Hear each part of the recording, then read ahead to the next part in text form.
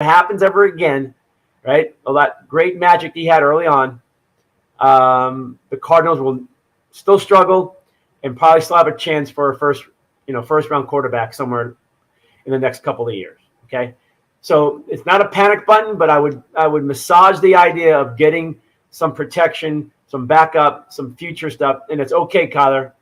You got your money, you got your contract, you're not going anywhere. Okay, but if it doesn't work out, the Cardinals should be prepared for that one day when they need to bring in somebody, and he's been trained, tutored. And just remember, next season, whoever the Cardinals has at quarterback, if you go draft a young quarterback this year, there's a chance he's going to play next season because of what? The bad record, an injury to the quarterback. Like give him some play time and see what you have. I'm not saying they're trying to push out Kyler Murray, but get his feet wet in the system. So year 2, when Murray's back, you got a young quarterback that's sitting there and has more development involved.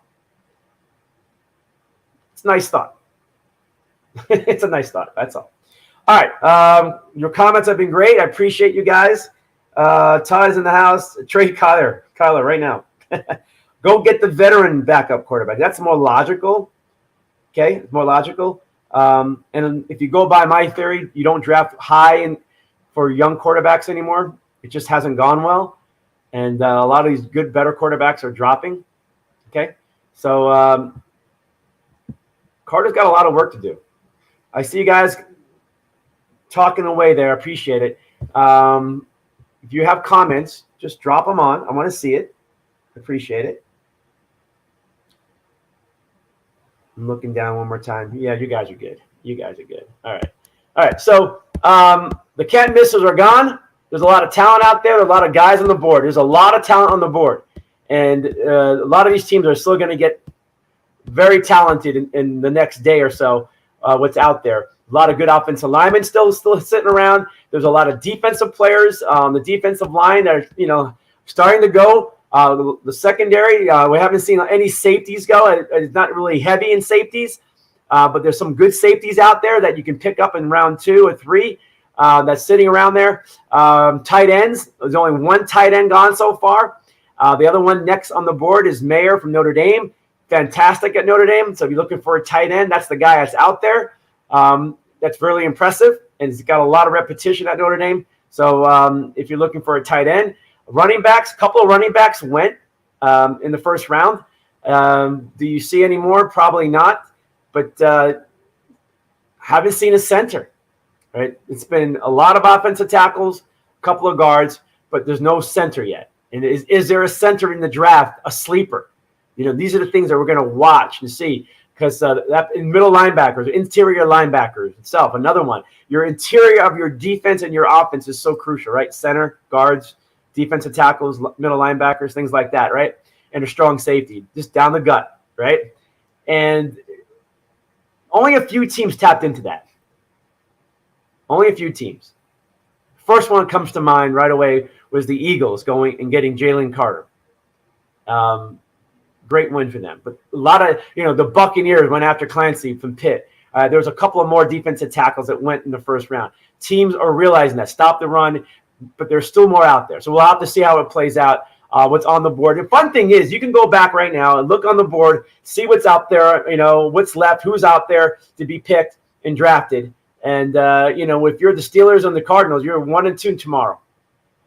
And you're going to have a lot of choices. You're going to have a great selection tomorrow. So you have a whole night to think about it. You're going to have teams trying to call you on the phone. Go, hey, do you want to trade out? And maybe you're getting tempted to do it. If I was the Cardinals, I do not trade out of it. Okay? Do not. Go get some good talent.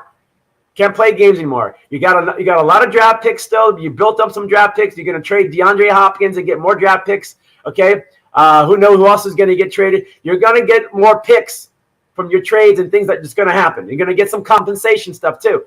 So chill out. Go get your player. Okay? Go get a nice player.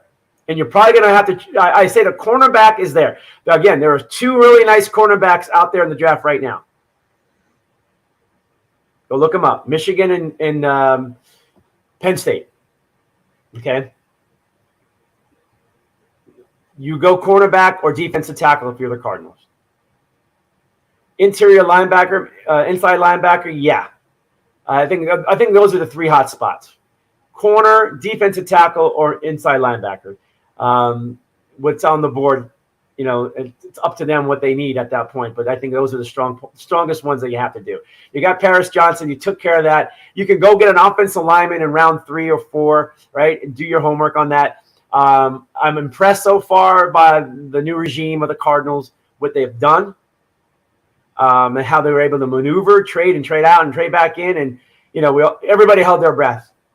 I was like, oh, boy, come on, guys, right? I hope you got a good deal out of this, right?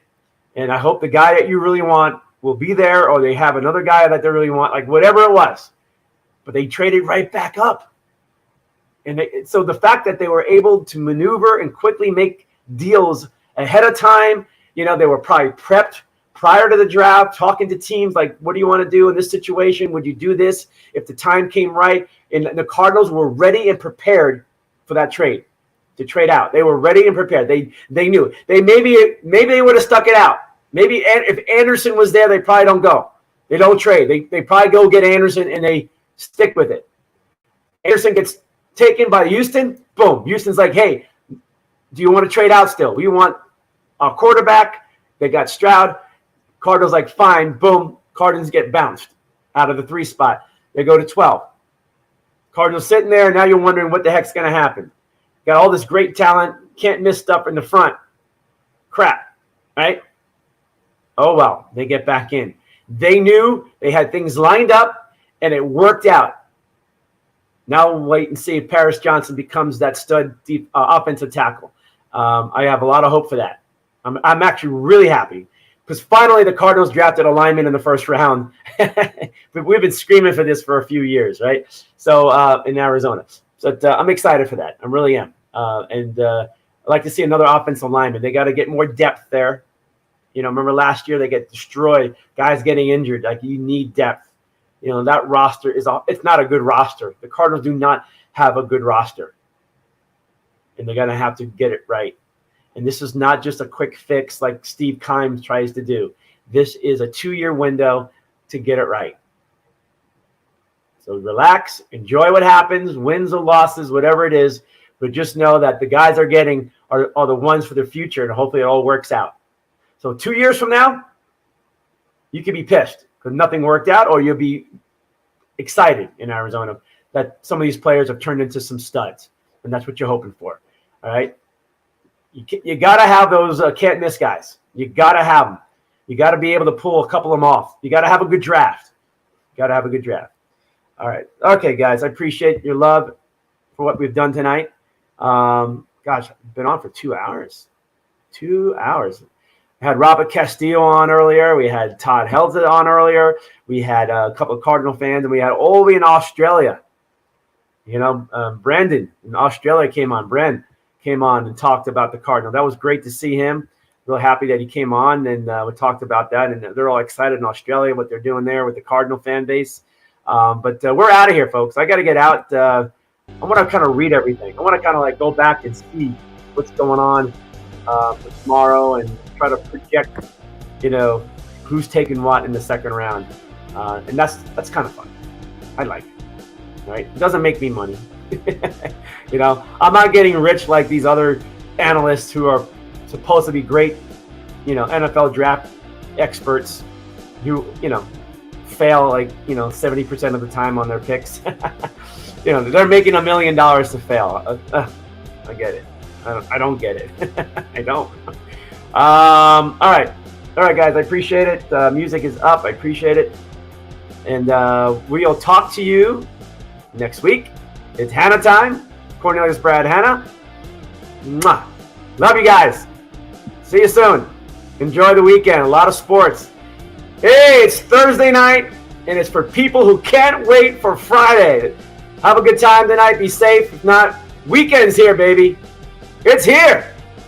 Hanna Time.